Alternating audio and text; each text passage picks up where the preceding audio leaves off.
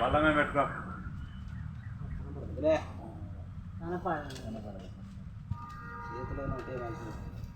చదువుతారు 23 యెహోవా నా కాపరి.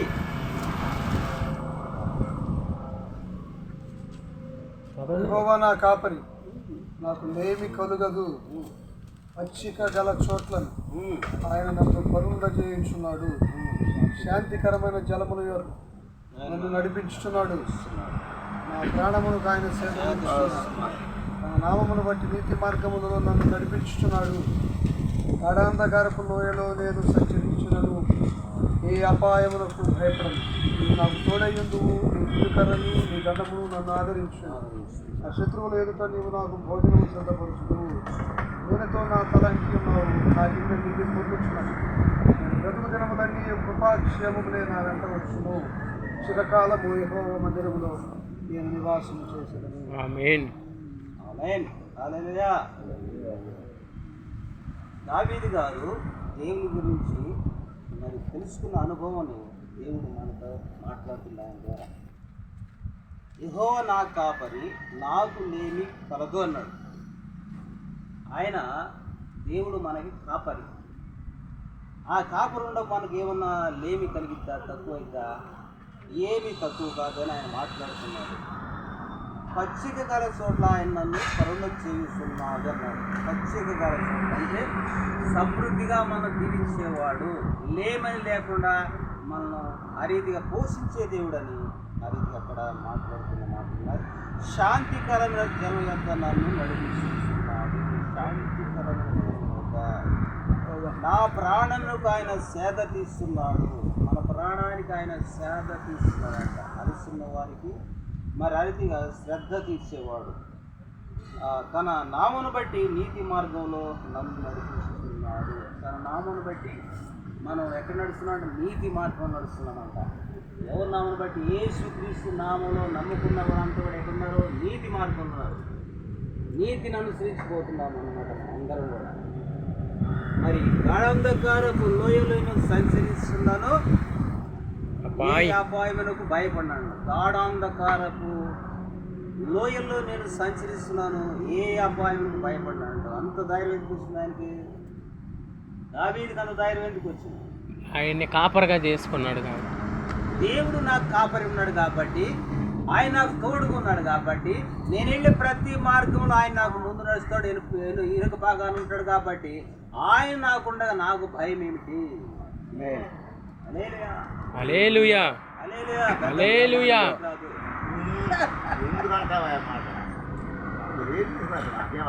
ఆ మాట నీకు పెరిగిరాదు. హల్లెలూయా. ఘటన 19 ఉన్నాడు. నువ్వు వాక్యం చెప్పు స్వామి. నాకు పని చేయదంట. నాకు పని కాదు, నీకు పని. సంచరించను, ఏ అపాయానికి భయపడిన అంటున్నాడు. ఏ అపాయం వచ్చి నాకు భయం లేదు. ఎందుకంటే నా కాపరి నాకున్నాడు కాబట్టి, ఆయన నాకు ముందెళ్తాడు, నా ఇరుపక్షాలు ఉంటాడు కాబట్టి నేను భయపడను అని ధైర్యంగా మాట్లాడుతున్నాడు దావీదు. ఆ రీతిగా మనం సేవకులు కూడా ప్రతి విషయం భయపడవస్తుంది. ఎందుకంటే మనల్ని పోషించేవాడు, మనల్ని నిలబెట్టినవాడు మన ప్రభువైన యేసుక్రీస్తు. ఆమేన్. ఆయన ఉండగా మనకు భయం ఏంటి? ఆయన మన పక్షం నుండి వేక్షమాడే దేవుడు. అందుకని ఆ రీతిగా దావీదు ధైర్యంతో అంటున్నాడు, యెహోవా నా కాపరి అని. ఆ రీతిగానే గాఢాంధకారపు లోయల్లోనే సంచరిస్తున్నాను, ఏ అపాయమునకు భయపడను అంటున్నాడు. నీవు నాకు తోడై ఉండు, నీ దుడ్డుకరయో నీ దండమును నన్ను ఆదరించును. ఆయన దుడ్డుకరయో దండమును ఆదరించును అంటున్నాడు. నా శత్రువుల ఎదుట నీవు నాకు భోజనము సిద్ధపరుచుదువు అన్నాడు. శత్రువుల ఎదుట ఆయనకి భోజనం సిద్ధపరుస్తారంట అని మాట్లాడుతున్నాడు దావీదు. స్తోత్రం. హల్లెలూయా. శత్రువులు కూడా మనకేమైపోతారు? మిత్రులుగా మారిపోతారు. మిత్రులుగా మారిపోతారు. దేన్ని బట్టి? యేసు నామను బట్టి, యేసు మార్గంలో మనం ఉన్నావు కాబట్టి శత్రువులు కూడా మనకు మిత్రులు అయిపోతారని అక్కడ మాట్లాడుతున్నాడు. నూనెతో నా తలాంటి ఉన్నావు, నా గిన్నె నిండి పొలు పోస్తున్నాడు.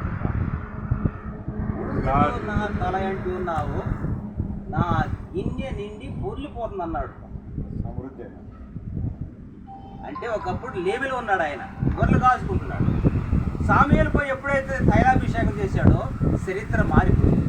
ఆమేన్. హల్లెలూయా. హల్లెలూయా. నూనెతో నా తల ఎప్పుడైతే అంటాడో అప్పుడే నా లైఫ్ స్టైల్ మారిపోయింది అంటున్నాడు. ఆమేన్. రాజుగా నేను నిలబడిపోయాను, నా గిన్నె నిండి పూలిపోతుందంటే ఆయన జీవితం అంతా ఆశ్రయించబడింది. హల్లెలూయా. హల్లెలూయా. అంతగా దేవుడును ఆశ్రయించాడని ఆ రీతిగా దావీదు మాట్లాడుతున్నాడు. నేను బ్రతుకు దినములన్నయో కృపాక్షేమలే నా వెంట వస్తున్నాడు.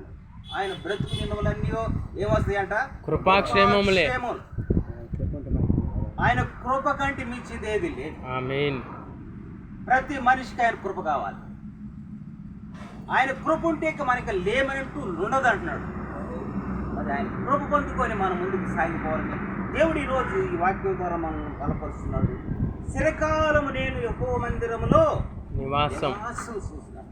చిరకాలం నేను యెహోవా మందిరంలో నివాసం చేస్తాను. మరి దైవ సేవకులుగా మనం ఎప్పుడు కూడా దేవుని మందిరంలో ఉంటున్నాం లేదా? ఉండాలి. దేవుని కాపుదల్లో ఉండాలి, దేవుని భద్రత ఉండాలి.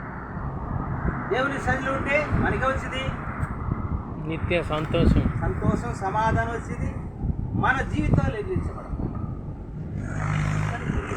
దేవుడు వాక్యం ద్వారా మనకు ఆదరించుగా ఆ దేవుని ఇప్పుడు దావీదు ద్వారా మనతో మాట్లాడాడు. ఆ దేవునికి ఏదైనా కృతజ్ఞతలు కలుగునుగా. ఆమేన్. హల్లెలూయా. హల్లెలూయా. చిరకాలము యెహోవా మందిరములో నీవు నివాసించేది. యెహోవా మందిరం ఎక్కడ ఉంది? ఎక్కడుంది యెహోవా మందిరం? లోకంలో. దేవుడు ఉంటాడు, మందిరంలో ఉంటాడు. ఎస్, హృదయం. మందిరం అవును, ఎందుకమ్మా చిరకాలం ఉంటుంది. ఒకటి కొరిది లేదు కదా. కానీ చెబుతారా? చెప్పండి. చెబుతా ఉన్నాను. ఆయన 10 నిమిషాలు అయిపోయింది, ఇంకా 10 నిమిషాలు చెప్పు.